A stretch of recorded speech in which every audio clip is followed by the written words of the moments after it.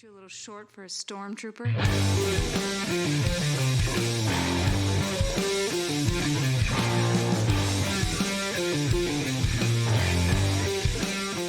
What's up, nerds? Welcome to another episode of the Multiverse Report. We are recapping the week's nerdy news from the Two Rivers to a nondescript small apartment building in Brooklyn. Aren't you a little short for a stormtrooper? Like Gibson, which is always Steve. Howard is looking very focused at something off camera. Is everything okay, Steve? Things will be okay soon, Mike. I think people are hearing our intro song again because why not? They're hearing it again while we're talking right now? Yes, not now, but then. Okay, well, thanks for listening to that twice. It is an original song written by myself called Short for a Stormtrooper that features my wife, Rachel, on the Princess Leia impression at the beginning. You can find the entire thing at Carol's Kid with a K, carolskid.bandcamp.com. A whole EP I wrote about Star Wars. Let's talk about my music stuff more. Nah, I talk about that enough other places. We're here to talk about nerdiness, nerdy news. We're good. We're good? Is it finally done playing? Yep, I'll have to edit that out in the podcast form, but all our videos back up and running now because why wouldn't things go easy? Okay, I don't know. I'm just an environmental scientist. This producer thing is new to me after 30 plus weeks. Right. Nice. All right. Well, we don't have a huge variety of universes to talk about tonight. Mostly Marvel and Star Wars stuff. Dipping our toe in a little bit of other places when we get to the one-shots later. But I don't know. Not too much else going on right now. Actually, I'm just realizing that I think I left something off of the one-shots, but maybe I'll remember it to put it in there, or we won't care about it. Anyway, kicking it off with something... a trailer for a movie I'm almost already sick of talking about. Yes. Because we've been talking about it on most episodes for the last, I don't know, how long we've been doing this podcast. We're episode 29. Is that where we are right now? Yeah, so, the last half year we've been pretty well touching on this at least weekly. I would guess twice in the same episode. Yes. Yeah. We're talking about the trailer 2 for Spider-Man No Way Home came out this week. And man, what a trailer that thing is. Steve, I'm just gonna let you kick it off here. What are your thoughts on trailer 2 for No Way Home? I'm torn. It looked awesome. Visually, there was a lot going on. It was very multiversy. It was very strangey. It was very everything happening. You saw a lot of different looks for Spidey. You saw a lot of things happening that we knew were going to happen, pumpkin bombs, etc. But I had a weird feeling at the end of it. Like, I don't know how excited I am for this after watching the trailer. Yeah, I mean, we definitely got some confirmation on stuff that we had been assuming for a long time, that including Jamie Foxx as Electro. I mean, he came out and said that he was coming back for this. Yep. But now we saw him. We saw him not in a weird full body electricity costume or version of him. We saw Sandman, and we saw Lizard. Yes. Lizard. The Lizard is something that we did not have confirmation on. There were rumors or assumptions that character would return, but straight up in the trailer. And there was a TV spot that you sent me a new TV spot right before. Yep. And he's also featured in that as well. Yeah. So that is 5 out of 6, right? Right. Confirmed, because we got Green Goblin, Dr. Octopus, Sandman, Lizard, and Electro. If we're looking for a 6th, we know that Tom Hardy's Venom, spoiler alert for Venom Let There Be Carnage. We know that Tom Hardy's Venom showed up into the MCU at the end of his most recent movie. Yep. We do know that Michael Keaton loves playing Adrian Toomes, apparently, because he's in everything as Adrian Toomes. So if we could have a Vulture shot, we know they're producing Kraven, and they've already cast Kraven, so... They've already shot Morbius the Living Vampire. Yeah. So there's a lot of options. And I don't know the fate of Carnage at the end of Venom Let There Be Carnage, but Carnage exists also. as well as a number of other symbiotes. So, they're out there, ladies and gentlemen. Who's going to fill that coveted 6th slot on the Sinister Six roster? I liked this trailer, I think, more than I liked the first one, because it was just they weren't holding as much close to their chest anymore. They were like, yeah, here's all these villains. You know, they're not hinting at anything. They're not editing around stuff. Well, lots of rumors that they are still editing around a lot of stuff. Namely the appearance of Tobey Maguire and Andrew Garfield. Yeah. There is a shot in the trailer where it's towards the end where Tom Holland Spider-Man is leaping towards Electro, Sandman, and Lizard all coming towards him at the same time. If you look close, apparently a lot of people were obviously going frame by frame of this trailer, analyzing every detail, looking at every little thing. If you keep your eye on the Lizard, right towards the end of that shot, it seems that Lizard gets punched in the face and his head turns drastically backwards. But nobody is there to punch him in the face. A lot of people are saying that this is an indication of either Tobey Maguire and Andrew Garfield's Spider-Man being in that scene, punching Lizard in the face, and they edited him out of that part of the trailer. Who knows if that's true? It could be. It could not be. Who knows? It's a weird. I don't know. I know the movie we're getting. And I had, as I was watching, so my big apprehension for the movie, even though I knew what we were getting into, was still that feeling of, I don't know if I've been hanging out with you too long, but like, this is Spidey off doing things that are Spidey adjacent. Like, right. Yeah. It just doesn't feel, it's not your friendly neighborhood Spider-Man. Yeah. And I had been very good with that for a long time. And for some reason, watching this trailer made me rethink that. Right. It looks visually stunning. I'm sure once I watch it, it'll be fine. Wong's in it, so we're cool. Like, it's... Yeah, I don't know. I'm torn, because also knowing I'm not going to see it in theaters is really probably driving it for me, too, so... Yeah. See, I think I have all but made the decision that I am going to go see this in the theater. Yep. I'm just going to, because I know I'm not going to be able to avoid spoilers. Yep. And there's too much big stuff that's going to happen in this movie. That I'm not going to, I'm going to see it in the theater. And I think by then, I mean, you and I are in a different situation where my son is eligible for COVID vaccine. He's already 1 shot in. Yours has a little bit more to go until he's 5, so that's very understandable. But I think I'm going to go, and I'm going to try to go in a time where I feel comfortable going, but I think I'm going to go, and I won't tell you anything about it. But I'm going in as whenever you do see it. Yep. You will go in, or you should go in. I think everybody should go in similarly, whether they are on how we feel about this, where we don't really need a live action Spider-Verse movie. We would prefer a more natural sequel and a Tom Holland focused third. You know, maybe we get his version of Dr. Octopus, his version of Electro, his Green Goblin, his Norman Osborn. We haven't even mentioned Norman Osborn at all in the MCU. Right. And all of a sudden we're getting one. Like, is this going to be Tom Holland's introduction to the character of Norman Osborn? Does he know that Norman Osborn exists in his world at all? Like, we don't know that. Is there an Oscorp? Do we have that whole situation? Yeah. The other thing I've heard that was intriguing to me was the other Sinister Six member being one of the Ned Hobgoblins from an alternate universe. Oh, wow. Yeah. I hadn't heard that. Interesting. I don't think that's gonna happen. Doesn't seem like a thing that'll feasible. Happen. There's too many other options. For that to actually happen. But I was just like, right, that's weird. Right. Okay. Right.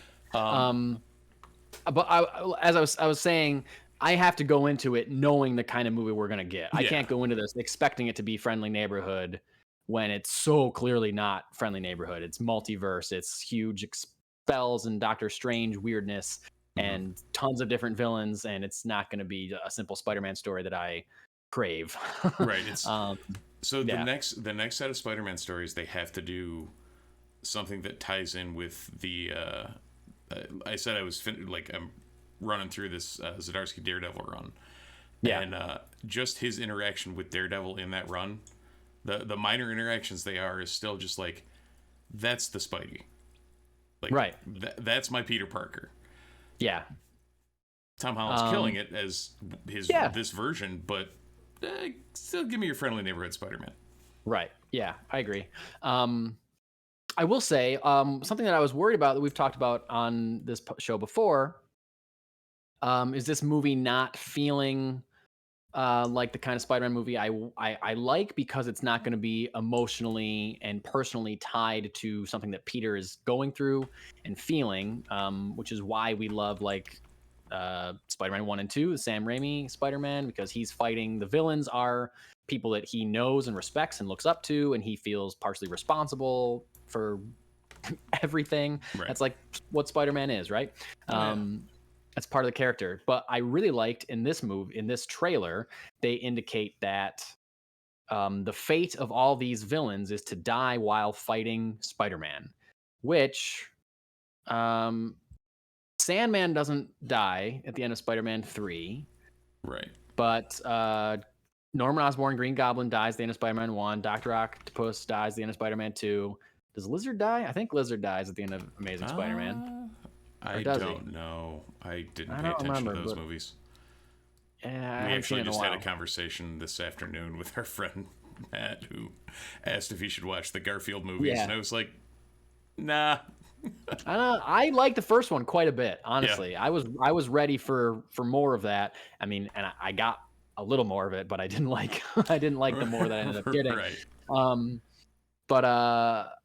And I guess I don't remember if Electro dies either. I'm about to rewatch both of those movies probably this week, so I will know. But that led me to but then they show in the trailer, they kind of hint at Tom Holland maybe not wanting to fight them or wanting to save them because he doesn't want to be responsible for them dying, which does root that in some kind of personal conflict for Peter Parker, which I think is smart of them to do.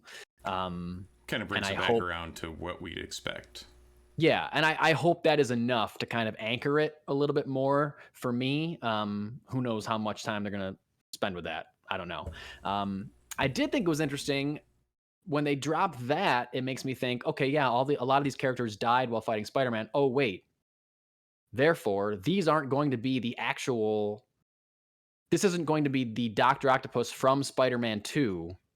It's going to be a different universe Dr. Octopus being pulled, because we saw that one die at the end of Spider-Man 2. We saw Norman Osborn, Green Goblin, die at the end of Tobey Maguire's Spider-Man 1. So those ones are dead, but in a different universe, they're still alive, and those are the ones. So if you look at Dr. Octopus's costume, it's not quite the same. There's red on his tentacles or whatever, and it's a great excuse for why Jamie Foxx doesn't look the same as he did in Amazing Spider-Man 2. It's like the MCU getting to take their turn at designing these characters, basically. What would we do with Electro? We wouldn't make him all blue. We'd figure out a way to give him that little star-shaped electric thing in front of his face. You know? We don't want an electric Dr. Manhattan. We need something new and original. And I don't know if you noticed it, but it kind of looked like an arc reactor in that TV shot. Oh, I didn't, but there was that that glow that you see from the arc reactor, and who knows in alternate universe where Tony's tech goes and what happens. So I mean, I do like the idea that we are getting. This is a way for us to get the MCU's version of these villains that we've already gotten, and we're getting the same actors, but just new versions of them. Basically, I don't know. It's just cool. I'm wondering if they actually got Thomas Hayden Church and Reef Ions, I think is his name, to reprise the roles of Lizard or Sandman and Lizard, or they're just going to be completely CGI characters the whole time. Right. Do they fork out the extra money to pay those 2 actors to come back, or do they just like, yeah, we're going to use these characters, but they're just going to be CGI and they're not going to look like you, so who cares? Like, they don't, like Dr. Octopus, obviously you got to get the guy, right, or it doesn't matter, or it's defeated. You got to get Willem Dafoe even for the voice, but like Sandman and Lizard, you can get by with roars and CGI recreations. Well, and even the Goblin, like, we don't have any confirmation that it's actually Willem Dafoe, except that you hear his voice, right? But like, it could just be he's voiceovering whatever, whatever somebody's doing in the mask that we. That's true. Oh, so much love on this show. Yeah, I mean, that's like Robert Downey Jr. as Iron Man and like Mandalorian. Right. Like, they're not in that suit all the time. Right, somebody else. Exactly. Or in the case of Iron Man, it's a cartoon. It's animated. Yep. 90% of the time. But yeah, I think I am of the opinion that Willem Dafoe is going to be in it, especially because they do show somebody on the glider in a different costume in that is it this trailer? I think it is this trailer. They show somebody somebody on a glider who's got wearing like a hood, and it's not the flight suit green Sam Raimi Green Goblin. Now that could be I think Hobgoblin. Could be Hobgoblin, or it could be Willem Dafoe in a different costume. Right. You know, he lost his ridiculous mask. Yeah, who knows? Who knows? Anything could happen. At first, the other thing I got to say about this trailer is at first I thought the dark costumed Spider-Man was going to be like a different Spider-Man, and that was like, who is this mysterious person? Then I realized, like, oh, okay, this is Spider-Man in a Doctor Strange equipped suit for some reason, because he's got like the runes things that come across. Like, I was like, oh, okay, this, to me, I don't know, that's like, I just want him to pick one suit and wear it. Like, that's just right. Me. And I get the Iron Spider. The Iron Spider made sense. You're going to space. Tony's with you. Yep. He's your mentor. Blah blah blah. Hey, I got you this little present. Yeah. But beyond that, it's like, exactly, figure out what you're doing and just stick with it. Yeah, like, did Doctor Strange, did you have to make him a whole suit, or could you just give him like the capability of doing that on the suit he was wearing? And also, like, the end of the last movie, a huge plot point of Far From Home was him making a new suit, and then I guess he just gives it up real quick in this movie. And apparently one of the ones we see a lot in this movie is called the integrated suit, which is features design elements from all the suits that he's worn so far. I guess maybe somebody's excited about that. I don't care about that at all. I just want him to wear. Does he have web slingers? Okay, yeah, cool, I want him to shoot webs and wear like a normal Spider-Man suit that maybe doesn't have access to all of the world's technology. Right. I don't know. Give me like, spandex and webs, and I'm happy. Yeah. But that's back to our friendly neighborhood thing. That's back to friendly neighborhood stuff, and it's back to, old school Spider-Man comic book stuff. I know some people love that he has access to like a Jarvis-like technology, and some people think that's cool. I'm not one of those people. I just wish that he was just regular old Spider-Man, but who am I to say? I don't know. Anyway, that was Spider-Man No Way Home trailer. We got a TV spot also that showed some new footage, but this TV spot had a lot of the same footage from this trailer also. They weren't like, it wasn't a ton of new stuff. Couple new shots of Electro, a new shot of the Lizard.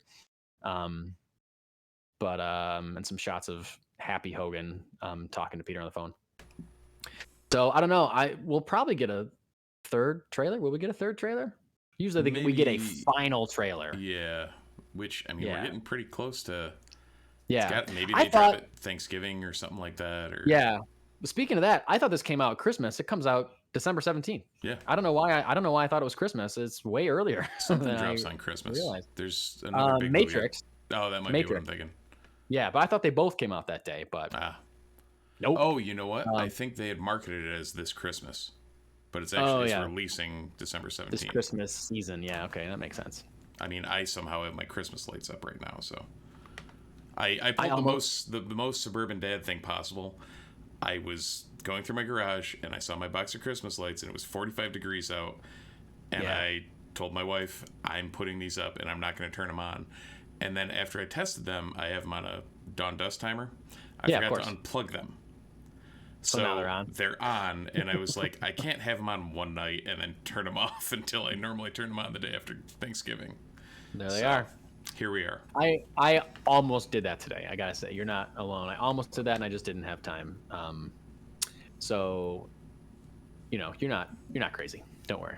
It's always you gotta do it before the snow hits. If the snow is falling, you're too late to put your Christmas lights up.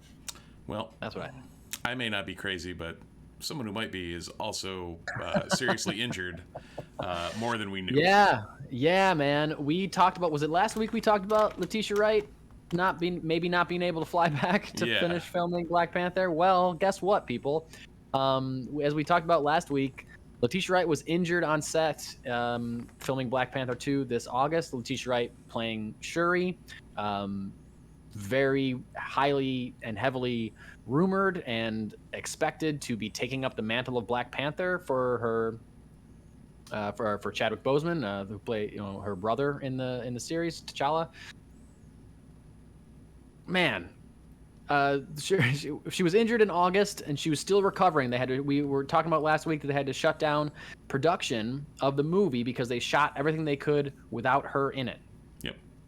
And we thought at the time, we're like, wow, it seems like a pretty substantial injury if she's still recovering 4 months later. Well, this week Marvel came out and admitted that it was a very serious injury. Yeah. The quote from Kevin Feige and his other two executive people, I don't remember the name. I don't remember the rest of the names because Kevin Feige is the only one that ever really talks to the media. But excuse me, the quote was, she sustained a critical shoulder fracture and a concussion with serious side effects, was what they said in this note. I think there was a note that was given to crew and then it was leaked to the press. They are still planning to resume filming in early 2022. Excuse me. I don't know if that's going to happen. A concussion with serious side effects is a real big deal. I have a very close. Sorry, go ahead. I was going to say I've had about 7 of them. So really, years of football. Like I had at least 3 diagnosed in college, and then looking back on high school, there was a couple others where I'm like, that was not good, and it was probably a concussion, which explains a lot. But it definitely the one of the ones I had in college. Like, you're not right for a while, depending on what can happen. Well, again, it depends widely on the way you hit your head, the person, and the injury. And I have a very close member of my family that suffered a concussion years ago, close to 10 years ago now. And it was not like, it wasn't like she was even playing football. It wasn't something that you would think would be a really hard hit, but it was enough to give her a concussion. And she, since then, she's still reeling from it. It's very hard for her to drive a car. She can't look at a screen for more than 5 minutes without suffering, dizziness and side effects. Like she hasn't watched a movie in close to 10 years because of this. So like, they're saying it's got serious side effects. I don't know if that's it. If it's very serious, who knows if she'll be able to resume ever. I don't know. It's possible. I mean, they're like holding out hope. Of course, they don't want to pull the trigger before they have to, but like, concussions are no joke. Like, somebody like you can walk away with one, somebody else can be devastated for the rest of their lives. It's really up in the air. And if they're admitting that it was a serious side effect, then I don't know. I think it remains to be seen how long she really will need to recover. In the same piece, they, I guess, addressed they want to make sure they're giving her all the time she needs. It may be more than they are expecting, depending on the diagnosis. It'll be interesting to see if they can hold that time frame and whether or not they can actually stay on target for anything.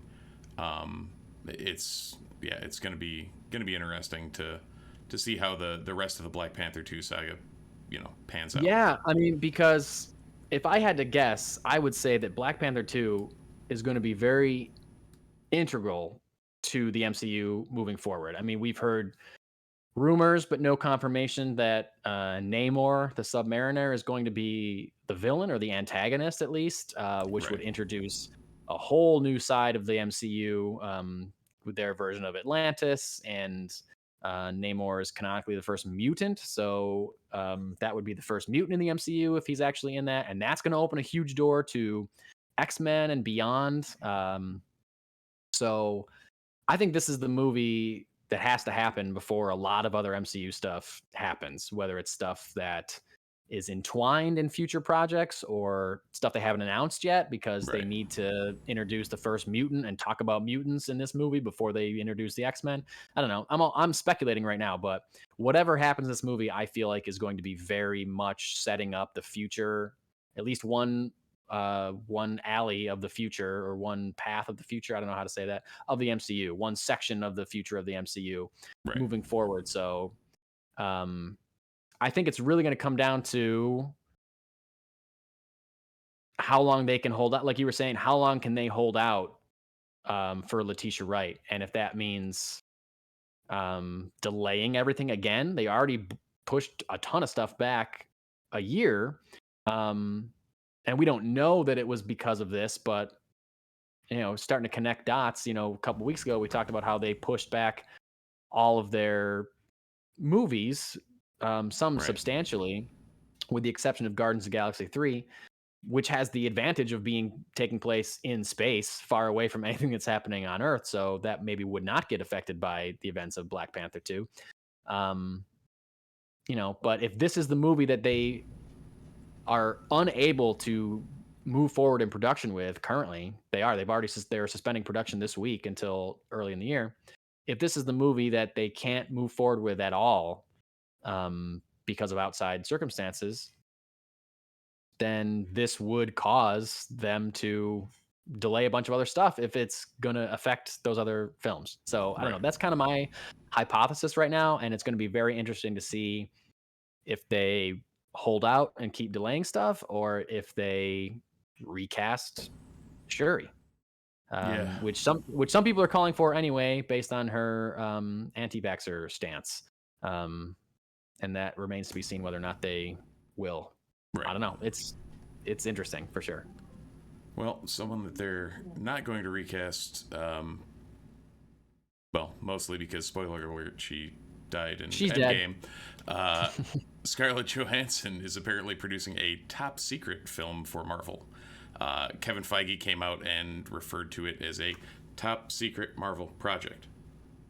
Those combination of 4 words seems no different than most Marvel projects, but usually they're at least announced of what type or genre of movie it is, or what IP it's working on. So the fact they're not seems weird. And this is especially weird because if you had told me if you had asked me a week ago if we'd ever see Scarlett Johansson or see her name attached to anything Disney related or Marvel related again, I would have said absolutely not, because as we spoke about weeks ago on this show, she sued Disney over the release of Black Widow. It was supposed to be a full theatrical release. They put it on Disney Plus without adjusting her contract, and she rightfully sued them for box office funds that she would have gotten had it been a full theatrical release. Now, when that all went down, though, we did also touch on the fact that it might be one of those things where she's suing because she has to, and there's no bad blood. It's just like, this was the contract, and because of X, Y, or Z, like, hey, Kevin, you guys did, you did me dirty. Like, I've got to sue you, but can we still be friends? So they're apparently trying to still be friends. Clearly they are still friends, and although Kevin Feige would not say what this was, when I read this headline, I thought, oh, she's producing the new Black Widow movie. The Florence Pugh is going to get her turn as Black Widow after being introduced in Scarlett Johansson's Black Widow movie. Oh, this is going to be the thing. But then apparently, if you read the quote, Kevin Feige himself said it is not Black Widow related. So, I mean, let's let the speculation wheels start turning here. Steve, what do you think the best option is? What is this movie? What is Scarlett Johansson producing for Marvel that isn't Black Widow related? I have no idea, because no idea. I don't know. Does she have a past history of production? Are they letting her be the producer on something novel and she doesn't have experience doing that? And what it could even be, I didn't read the quote directly, but was it implied that it is a like feature-length film, or that it could be like an animated series or something else off the table? That's a good point. I guess it's a movie from what I just pulled it up. Top secret movie for Marvel Studios.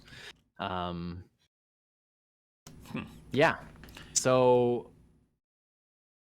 I'm trying to find the actual thing if he says film. The article says it's a movie. So what I just thought of while you were talking is that maybe this is part of the settlement of the lawsuit, is that she gets producer credit and therefore producer money cut, from whatever next huge movie that they have. Maybe this is, I don't know, the next Young Avengers or something, like something that's going to be a huge thing that she's a producer on. Maybe she might not be a contributor or whatever, but it could be something that like, okay, we're not going to pay you outright, but we'll give you back end points on whatever our next huge hit is, which is going to be blah, blah, blah, blah. Right. Black Panther 2, Yeah. So you said Young Avengers. I don't know if you saw at some point on the, I don't know when it was or what it was, but it popped across one of my feeds. There was an interview with Haley Steinfeld about the Hawkeye situation. And somebody asked her if it was going to lead into Young Avengers. And I don't think, if I remember right, she didn't say anything, and then turned around and looked at Kevin Feige, who was just sitting there like, you just... don't say anything. Yeah. How do you tell me there's a Young Avengers movie without telling me there's a Young Avengers movie? Yeah, I know. Yeah. So, I mean, because this secret. Because this is obviously makes both parties look good. Like, oh, they're still friends, like you just said. So now that I'm thinking about it, really, I wouldn't be surprised if this is some kind of, let's all save some face here. You get some money from producing blankety blank, X-Men, Young Avengers, Fantastic Four, whatever. And then the fact that your name is on it will make us look like we're not idiots that yelled at you when you sued us over a good reason. Stuff like that. So I guess we'll see what this is, or we'll forget about it and never mention it again. Who knows what'll happen?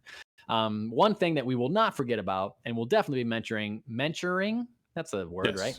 Mentioning many times, because something that I'm very excited about is something that happens in a galaxy far, far away. We're moving into Star Wars, and we are talking about Deadline reporting an exclusive casting news. Natasha Liu I practiced this name beforehand. Yeah, Bordizzio. I said it a million times, and I was like, I'm gonna nail it. I'm gonna nail it. Nope. Natasha Liu Bordizzio has been cast as Sabine Wren in Asohka, the Disney Plus series. Sabine coming to Disney Plus, coming to live action. I am pumped. Natasha Bordizzio stars in The Society on Netflix, and she's also in Crouching Tiger, Hidden Dragon, The Sword of Destiny on Netflix. She is joining Rosario Dawson, as she plays the title character in the Ahsoka Disney Plus show. No timeline or release date on the filming or production of this show, but oh my gosh, Steve. I remember a couple, maybe months ago or whatever, we talked about they had announced that they were casting for Sabine.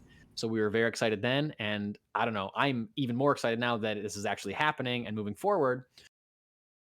This seems to lend... Man, I'm having a bad time speaking tonight. Yeah, it happens. It's not like we're talking to anyone. Yeah. Not like anyone listens to this. This is... This just lends more credence to the rumor that this is going to that this series will be the story of Ahsoka and Sabine searching for Ezra Bridger and the Space Whales. And the Space Whales and Grand Admiral Thrawn. As we know that she's looking for him, as we saw her ask about him in Mandalorian. So Steve, how excited are you about this? It's, to me, as soon as you sent that to me, I was like, this is happening. Like, Yeah. you know, we've seen, well, the current track record we'll talk about in a minute for Disney Star Wars properties is not that great. So the fact that they are casting for it and actively casting for it, and announced that it's a role that we've been looking for, was awesome. It seems weird to me that Tia Sarkar, who was the voice actor for Sabine and is an actress that does live action. It's not like she's just a voice actress. Right. I don't know if she was in the mix or not, but it's going to be similar to Asohka. It's going to be weird hearing a voice disconnected from the only, and in this case, the only Sabine we got. Yeah. So I wouldn't be. I'm sure that they looked at her. They had to I'm sure that they did. They had to have. Because she was in The Good Place, I think, right? I don't know. I'm pretty sure. But was that her? I know exactly who you're talking about now that you just said that. Yeah, she's great. Yeah. I feel like she could have done it. Well, I don't know. I'm sure that they looked at her, but I don't know. I have never seen this actress in anything else, but she certainly looks the part to me. She looks enough like the character of Sabine as she looks in Rebels. Yeah. That I'm fine with it. Yeah. Again, she may not sound exactly the same, but I'm sure I'll get over it real quick once I see what they're doing here. Sabine, one of my favorite characters from Rebels, possibly my favorite character from Rebels, but also I felt kind of underdeveloped. Like, she has some moments, and she does get some backstory when they talk about her like Mandalorian heritage and Darksaber stuff. Sabine also wields the Darksaber for a while. And wait, does she have the Darksaber at the end of Rebels, or is she giving it to somebody else by then? I'm trying to remember what happens in Rebels. She has it for a while. I remember in the post-credits scene, like she has it up there. That's right. I think she must give it to somebody else, but she has it for a while in Rebels. Yeah. So we don't know how she, unless I'm forgetting something from Rebels. We don't know how it ends up with Gideon, with Moff Gideon in Mandalorian. Right. When that all came down, it was a mystery as to how he ended up with. And I'm sure someday, 10 years from now, we'll get that Disney Plus series. Oh, absolutely. Journey of the Darksaber, Diary of the Darksaber, or whatever. But I thought she was kind of underdeveloped, and I'm excited to see her as a main character in a live action series to hopefully able to get more from this character in general, because I think she's great. And flesh it out literally. Yeah, exactly. And I hope we get some information on. I mean, clearly they're still moving forward with this show. Everyone, I don't know anyone that didn't like the version of Ahsoka that we saw live action in Mandalorian. Right. I think everyone was really excited about that, and I think everyone's really excited that she's getting her own show. I don't see them backing out of this or not pursuing this. No, but there were plenty of underdeveloped things that they backed out of recently. And I only say that because of all the other projects they have backed out of. Speaking of that, this past week, Kathleen Kennedy, what's her actual title? She's the CEO of Lucasfilm? Sure. Creative something guru. I probably should know that, right? She's the president of Lucasfilm. Let's just say that. That works. Kathleen Kennedy, producer extraordinaire, Hollywood producer, has produced likely at least one of your favorite movies in her life. One of the most successful producers in Hollywood. This woman was handpicked by George Lucas to take the reins of Lucasfilm when he sold the company to Disney. She has had her contract renewed with Lucasfilm through 2024. Now, this is coming as a no-brainer for some fans and very surprising for some fans who were so sure she was going to get fired for all of her terrible missteps with the sequel trilogy and blah, blah, blah, blah, blah, blah. Some Star Wars fans hate Kathleen Kennedy. Yeah. For those of you who don't know, some people really hate her. Other people are meh. Other people probably really like her a lot. I like her just because she's a great producer. She's made a ton of great movies, and she deserves the respect for that. And also, because she's the president of Lucasfilm, because she's the face of Lucasfilm, she takes the heat for a lot of things that Lucasfilm does that people don't like. But you never really know who said what and who mandated what. Sometimes we get to find out if someone publishes a book or something, or gives a scathing, shocking interview. But usually with professionals, you don't get to know what happened when. So a lot of people, all this to say, a lot of fans that were not happy with the Star Wars sequel trilogy, Force Awakens, Last Jedi, and Rise of Skywalker, blame the, in their eyes, failure of those movies on Kathleen Kennedy.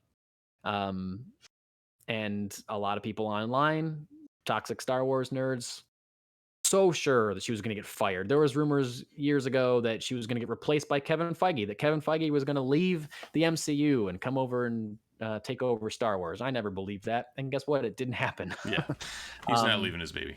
He's not leaving, and she's not leaving either. She's got she signed up for at least 2 more years, so we got her through 2024. And I mean, huge reminder. Anyway, sorry, I'll get back to that in a second.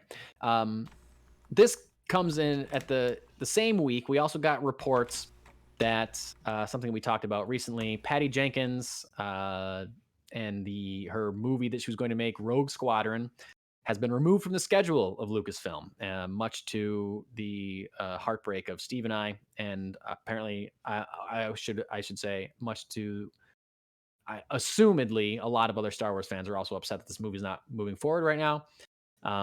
It was blamed on her Patty Jenkins' schedule. A lot of people are thinking, maybe creative differences with Lucasfilm, because that's happened before. Yep. Got a report this week saying, yeah, it was creative differences with Lucasfilm, and that Patty Jenkins is now one in a increasingly long line of filmmakers that have been hired by Lucasfilm and then fired or let go, or they just walked away based on creative nitpicking, micromanaging, plot point by plot point kind of stuff going on at Lucasfilm. This is Patty Jenkins walking away from Rogue Squadron. This is Rian Johnson, who was given his own trilogy after he made Last Jedi. We haven't heard anything about that. Yep. We're assuming that is dead in the water. This is Phil Lord and Chris Miller, who directed 80% of Solo before getting fired and replaced by Ron Howard. This is Colin Trevorrow, who wrote a script for Episode 9 before getting fired and replaced by J.J. Abrams to direct a pile of dog shit called Rise of Skywalker.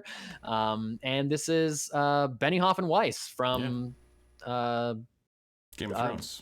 Game of Thrones, yeah. I couldn't think else. Why can't I think of the name of that show? They also dug their own grave, but yes, they certainly did. Yes, they're partially to blame, I would say. They might be the only one on that list that is partially to blame from a public eye, at least. For ruining Game of Thrones and then saying, maybe we're not so hot on you guys anymore. Right. But anyway, this is the kind of controversy that fans like to blame on Kathleen Kennedy. And I don't know, and we don't know who made those decisions. Obviously, Kathleen Kennedy is the president of Lucasfilm, so even if she wasn't making those decisions, she was involved in them, or she signed off on them, or something. So she's involved. I get that. And I guess it's easy to blame Kathleen Kennedy, but I guess you just don't know. I guess I don't know why I'm defending her so much. I don't have any kind of personal stake in this. The only thing that worries me about this decision, though, is because a lot of these creative differences things have happened on her watch.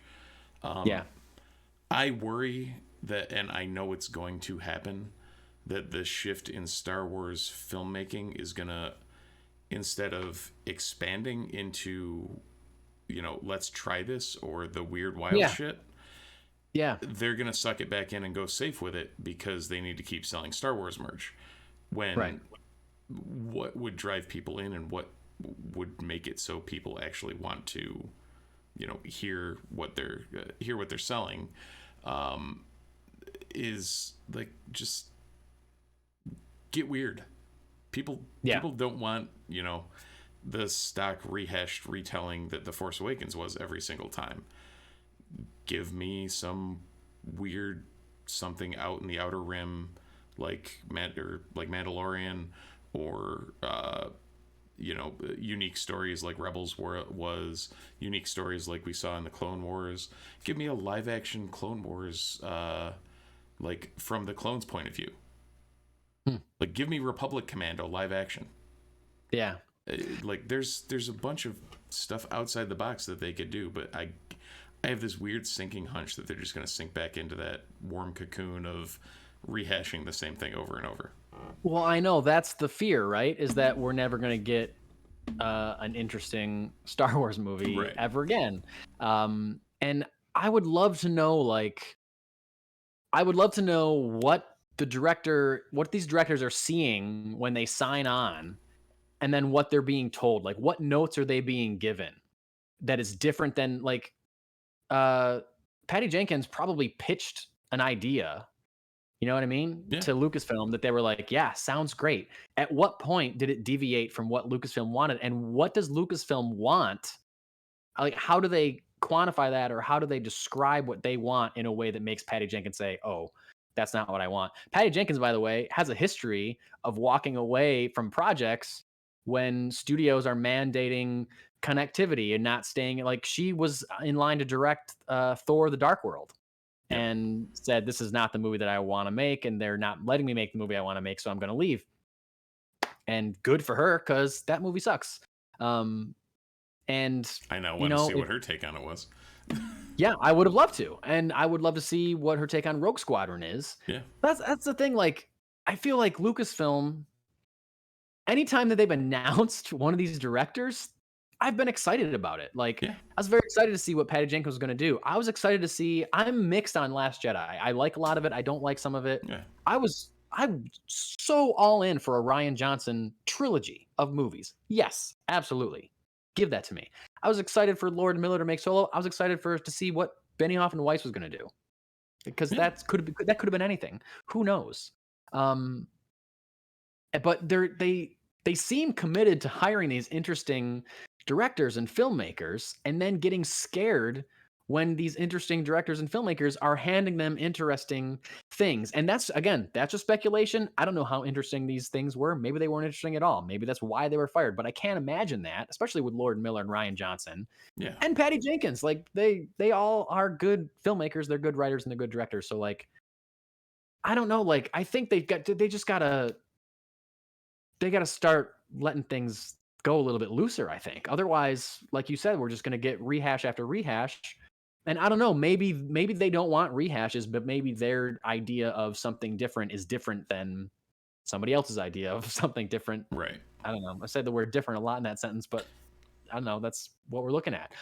But I don't know. It's just crazy. Like, I want to know what the breaking point was in each of these projects. Right. Like, what was the breaking point that said, we're not going to work with Patty Jenkins anymore? Or we're not going to do this Rian Johnson trilogy. We're not going to do, it's one joke too many, Lord Miller in Solo. We're getting Ron Howard instead to replace you. This is Colin Trevorrow. This makes too much sense. We need somebody that is going to make a completely nonsensical third chapter of this trilogy.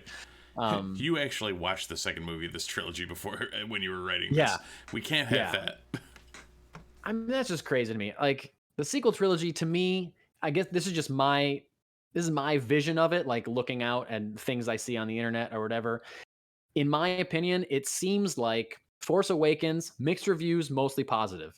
Last Jedi, mixed reviews, straight 50-50. Yeah. And Rise of Skywalker, mixed reviews, mostly negative. That's, like, kind of how I see it. And it just seems like they haven't learned from... I don't know. You'd think, like, with all the negative reviews of Rise of Skywalker, they say, okay, that was us playing it safe, and it didn't work out for us because people didn't like it or whatever. We're getting dragged over that. So maybe we should loosen up a little bit. And I gotta say, one person, I guess there's two people that are still attached to Star Wars movies now that we haven't heard anything on. One of those people is Kevin Feige. The other one is Taika Waititi, Steve. Taika Waititi. Can you think of another more original and out there bonkers filmmaker right now? Maybe David Lynch. Yeah. But maybe, in all honesty, maybe it takes someone like Taika to crack the egg of hey, I hope it does. He did try something original and it did work. And it is in Star Wars, and maybe we can do these things. Yeah. We don't have to run away like, a scared chicken with his head cut off every time. Well, that's the thing. I wish they would just not be scared, because you're going to hire these diverse directors with all these different visions. And sometimes you're going to get a Rise of Skywalker, but sometimes you're going to get a Rogue One. Right. You know what I mean? Or you're going to get Empire Strikes Back. Like, who knows? Who knows what you're going to get? But the fact that you're like, I would rather get a Solo if you market it right. Like, right. Everyone I've ever seen who saw Solo was like, yeah, it was fine. Like, it was a fun movie. It was fine. Yeah. And you don't need a home run every time. You just need interesting and things to keep people coming back. Right. And Solo, bringing it back to Kathleen Kennedy, Solo is an instance where Bob Iger, I think he came out and admitted that he was the one, because Solo came out in May. Right. Like the May after The Last Jedi. Last Jedi came out in December. Crazy mixed reactions and controversy from the fan base. And then 5 months later, Solo's going to come out. In the midst of Deadpool 2, Infinity War, and something else. Super crowded month. Yeah. They didn't even start marketing it until, I think, February or March, maybe. Right. Like, this movie's coming out in 2 months. There's not even a poster or a trailer for it. Like, hey, what are you doing? And I think it was because the backlash from Last Jedi scared them to market it. And they easily could have moved the May date. Yeah. They could have moved it to December because they had fired their directors after they shot 80% of it. They're bringing in a completely new guy that's shooting. Ron Howard's reshooting most of this movie. Like, yo, move the release date. Give this guy time to make a movie from start to finish. Bob Iger admitted that he was the one that didn't let them move the release date, and that it was a mistake, and that they should have moved it to December. Right. So that's something. What they wanted to do at that point was to try and shift it to a Marvel-like schedule of May and December and May and December and May and December to pump out 2 Star Wars movies a year, one saga continuity, one weird one. Right. Exactly. And that did not work out. No. But that is an instance where Bob Iger is the head of Disney. Right. Disney owns Lucasfilm. Bob Iger is Kathleen Kennedy's boss. If Bob Iger says Solo's coming out in May, then she cannot do anything about that. Right. So that's why I say it's easy to blame Kathleen Kennedy, but Kathleen Kennedy's got a boss. She's got several bosses at Disney. So if they're the ones that are making the decisions on Rian Johnson's trilogy, too much backlash from Last Jedi still, or it's too weird, or Patty Jenkins is doing too much crazy stuff, whatever. Mm-hmm. Easily could be from higher ups at Disney and not necessarily Kathleen Kennedy, because she's the one that's hiring all these people to begin with. Yeah. So and also again, I don't know why I'm defending her so much, but if you are mad at Kathleen Kennedy for things like Rise of Skywalker, Solo controversy, even Last Jedi, keep in mind, Kathleen Kennedy is also responsible for Jon Favreau and Dave Filoni making The Mandalorian, The Book of Boba Fett, Ahsoka, all these other, Bad Batch, Clone Wars Season 7, all these things that you probably love as a Star Wars fan also came from Kathleen Kennedy. So, you got to look at the whole picture there, people. Anyway, sorry, we talked about that way longer than I thought. Longer than I thought. But we're now about to shift gears, but still stay in a galaxy far, far away. That's right. We're talking about comics. Not a ton of huge comic book news this week, but Dark Horse Comics, one of the big four, will begin again publishing new all-ages Star Wars comics in 2022. Dark Horse was the home of Star Wars books forever and ever and ever until Disney bought it. Disney bought Lucasfilm, and the rights went to who else? Marvel Comics for making new Star Wars. But Marvel basically publishes Star Wars comics that are geared towards like adult readers, and they have this licensing, a separate licensing for all ages focused Star Wars comic books that for the last few years have been at IDW comic book publisher. But now they're shifting from IDW. They're going back to Dark Horse. Will publish these all new Star Wars comics. Marvel will continue to publish the books for older readers. So Steve, what does this mean? Does this mean books like I'm trying to think of the IDW books? This isn't High Republic. High Republic is Marvel, correct? Right. So High Republic, they have, and this is how they usually have it separated. You have Star Wars, you have Star Wars Adventures. You have High Republic, you have High Republic Adventures. The Adventures labels are much more kid-oriented.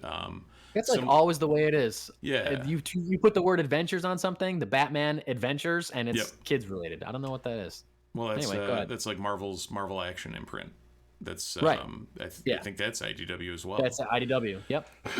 And I muted my mic 2 seconds ago and then coughed into it. So you're welcome, guys. Perfect. But they had like even the weird series like Ghosts of Vader's Castle and Tales from Vader's Castle and that sort of thing. Yep. That's all through the IDW imprint, and it's more of a this is canon. This is the other fun, fluffy stuff, right? And they've all been fun. Like I've got a couple of the High Republic Adventures books over there. I've been thumbing through, but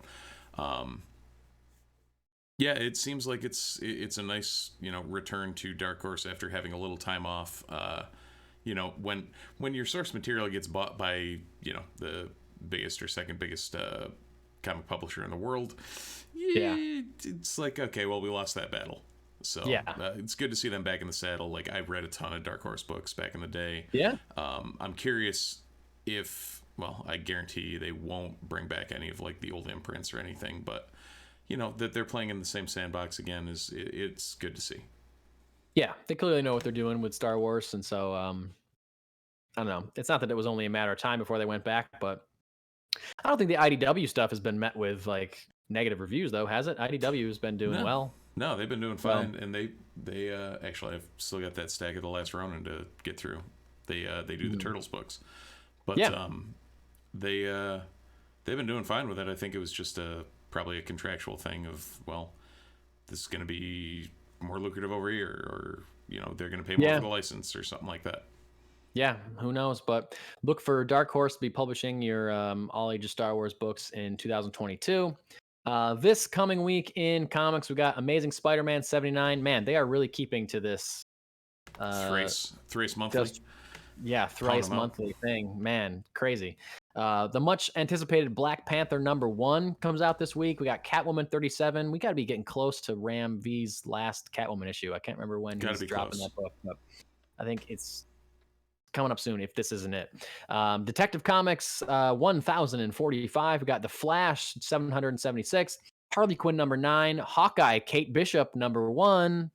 Great tie-in for a certain show that's coming out this week. Yep. Hulk #1. New creative team led by writer Donny Cates comes out this week. Iron Man 14. Robin #8. Star Wars Life Day special. Anthology holiday special.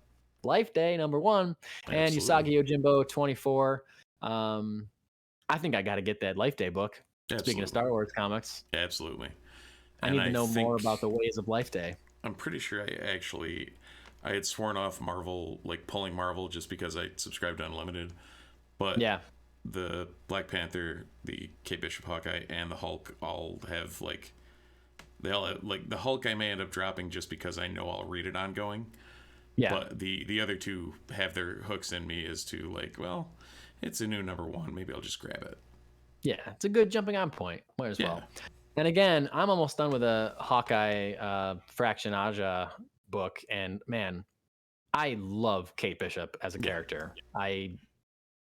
She's just great, and like I knew she was cool, but I don't know, the way that she's written and done in this book is way better than I expected. She's definitely shot up in my I don't know, rankings of Marvel characters, I guess you could say. Just a huge fan. Now I'm even more excited to see her come to life via Haley Steinfeld in the show coming out this Wednesday. Yes, Wednesday. Yeah.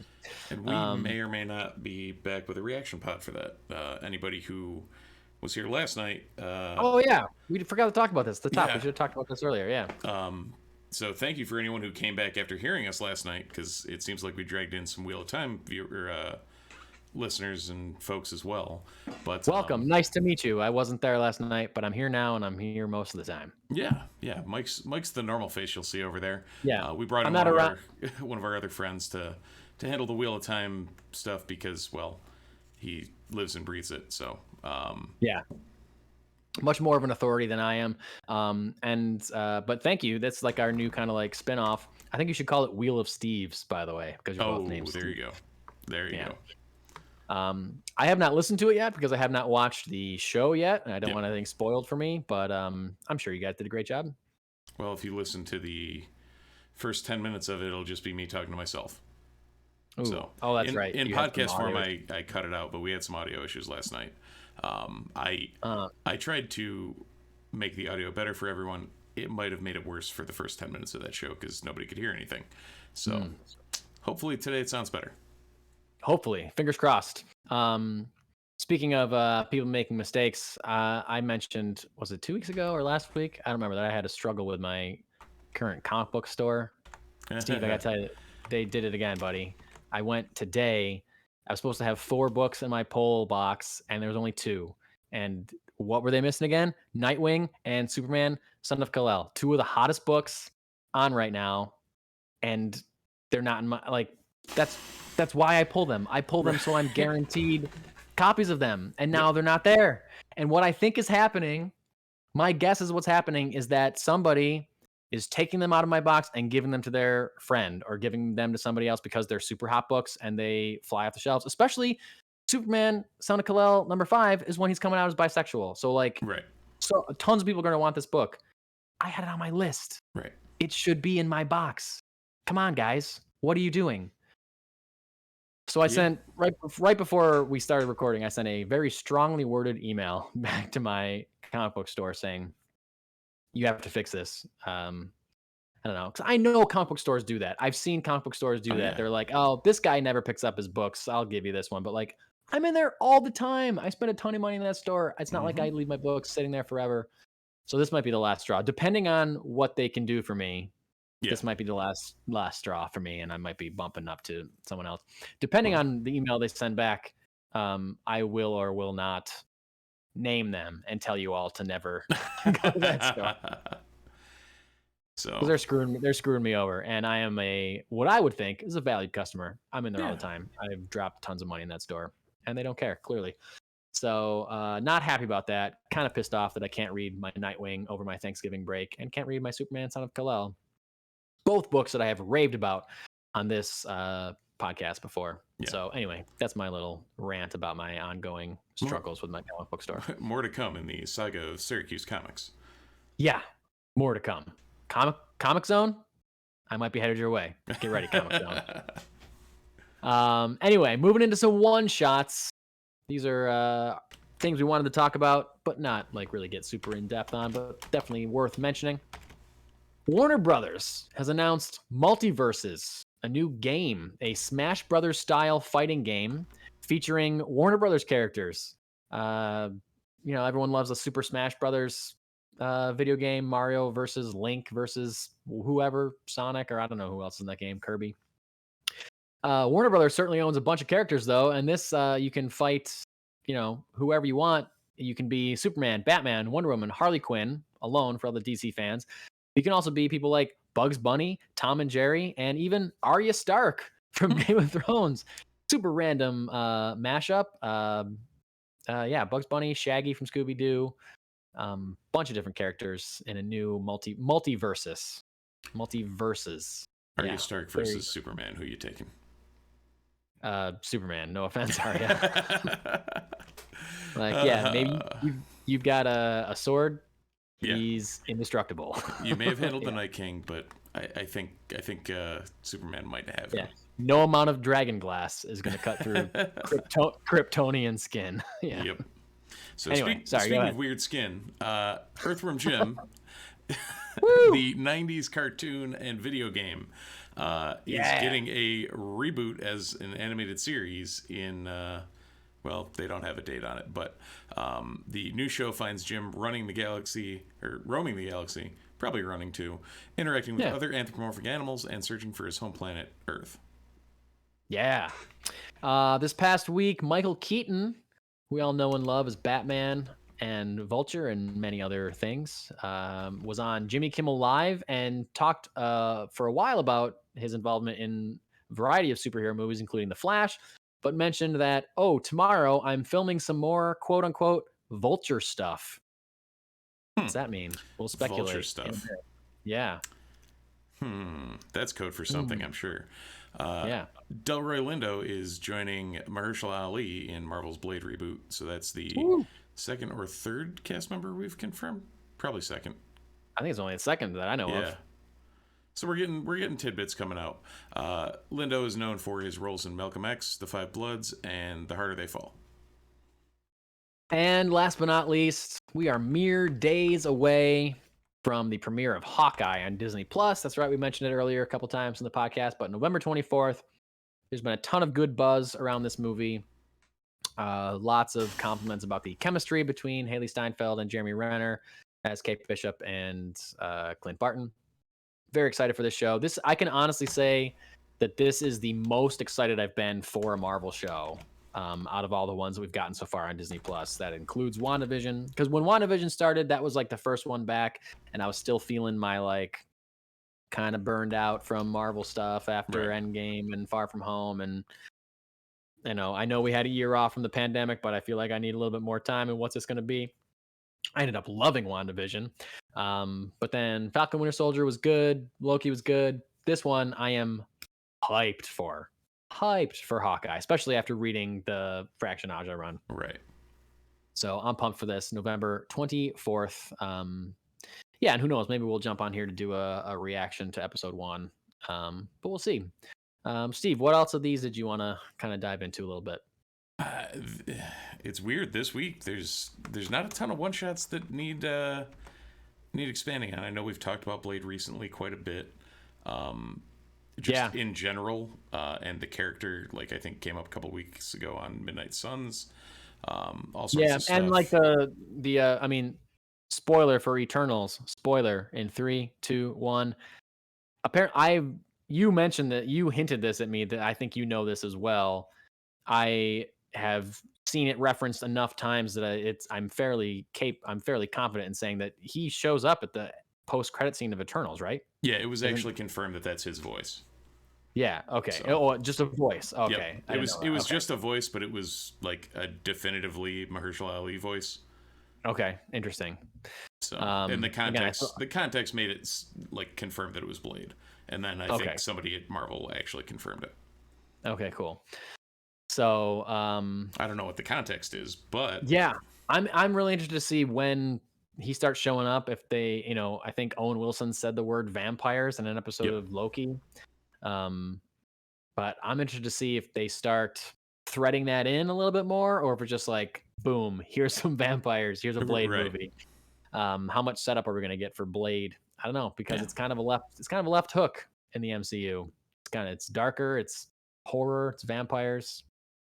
I don't know. It doesn't really gel as well as you might think with something, that birthed Iron Man and Captain America. You don't necessarily think of vampires when you think of those characters, unless. No, but on the DC side, they're setting up Justice League Dark. What I wouldn't give for them to set up a Midnight Suns movie. I know, that'd be cool. Like even a show, like give me, even stupid, like whatever. Give me Strange and Wanda and Blade. Yeah, like all of any supernatural like magic user, fighting Mordo or something, like after they don't kill him somehow in Strange 2, and I don't know. Yeah, give me I'm half pegged that he's the bad. So. Oh really? Give me Doctor Strange, Blade, and Ghost Rider on like a adventure together. That'd be fun. I'm interested Wong. You gotta have Wong. Of course. I'm sorry. What am I thinking? Of course, Wong. I love the Earthworm Earthworm Jim video game when I was a kid. Sega Genesis. I played that all the time. One of my favorite games. So I definitely watched the animated show, the original one, a little bit. I don't think I watched all of it or too much, but definitely cool that they're like bringing that back because I don't know, it's just a fun, weird character. Lots of opportunity for weirdness. Steve, what possibly is Michael Keaton filming Vulture stuff for? What are we talking about here?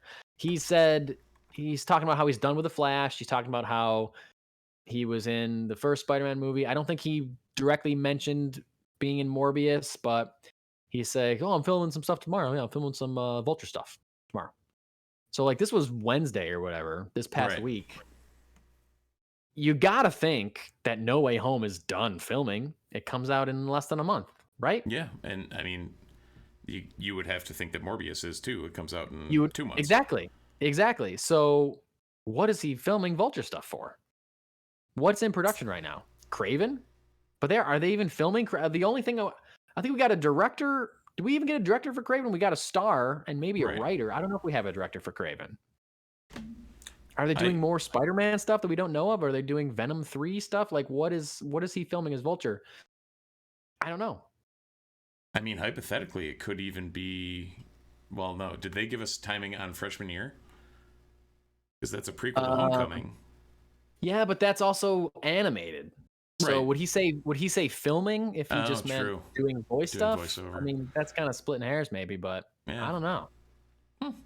We'll find out. I don't know what it could be. I mean, the post-credit scene of the first Avengers movie, the shawarma thing, was famously filmed very quickly before the release of that movie and put onto prints of it. So like it's possible maybe he's doing a post-credit scene for No Way Home or Morbius, maybe, but we know he's already in Morbius. He already shot stuff from Morbius, so he's in the trailer.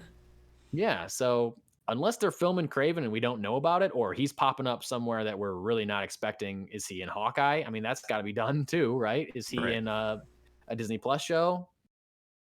Is he in something that Sony hasn't announced yet? Yeah, and we're in kind of a weird dead zone because everything got pushed out from that March date. So, like, there's nothing MCU until summer. Yeah. Like, is he in the Werewolf by Night Halloween special? Like, what are they? Guardians of the Galaxy Christmas special? Like, what is he filming? What could he possibly be filming right now? I mean, honestly, like it could be a weird thing where it could be B-roll where he's on the news on a TV screen that's going to be in a bar in Guardians Volume 3 or something weird like that. You know what I mean? It could be something crazy because the MCU is so interconnected. It could easily be something like that, but absolutely. I don't know. The other one shot that I meant to put on here and forgot about is that the 3 main stars of the Harry Potter franchise are returning for an HBO Max special about Harry Potter Return to Hogwarts or something like that. I'm not a big Potterhead, but it's cool that they're doing something because you gotta think that Warner Brothers is desperate to revitalize the Harry Potter fandom, having not really been able to do very much with the Fantastic Beasts franchise, franchise that very few Potterheads seem to actually care about because Harry's not in it. I don't know. You got to think that they're floating some kind of large check at Daniel Radcliffe for some kind of return or reboot or sequel or something. I don't know. You got to think that's going to happen. I don't know. But who knows? I'm glad that J.K. Rowling seems not to be involved in it because she's very adamantly anti-transgender, toxic idiot. So I'm glad that she's not a part of it. I don't know. Maybe I'll watch it when it's out. I don't remember when they said it was out, but I'm sure we'll talk about it when it actually happens. If they drop any bombs or anything, I feel like if they're going to announce something, this could be the time that they choose to do so on this special, to make more people watch the special. But I don't know. We'll see. We'll see if there's more Wizarding World stuff that isn't Fantastic Beast related, because again, no one cares about that I know of anyway. So anyway, that's all we got. Steve, unless you got anything else, I think we're good to wrap this thing up for another week. No, I think that's probably it. If you're watching on Twitch, feel free to follow us down below. There's a heart-shaped thing down there somewhere. Do it. If you're on YouTube, like, subscribe, ring the bell so you know when we're uploading stuff. And catch us via your podcatcher of choice. If you're on Apple or any of the other major platforms, please like us, review us, do the whole shebang. Helps other people find us. And if you've got any feedback, feel free to let us know. The Multiverse Report on most of social media, Multiverse RPT on Twitter, the Multiverse Report at gmail.com is where you can send us email. Yeah. All right. Thank you very much, Steve. Thanks for watching. Thanks for listening. And until next time, we'll see you around the multiverse.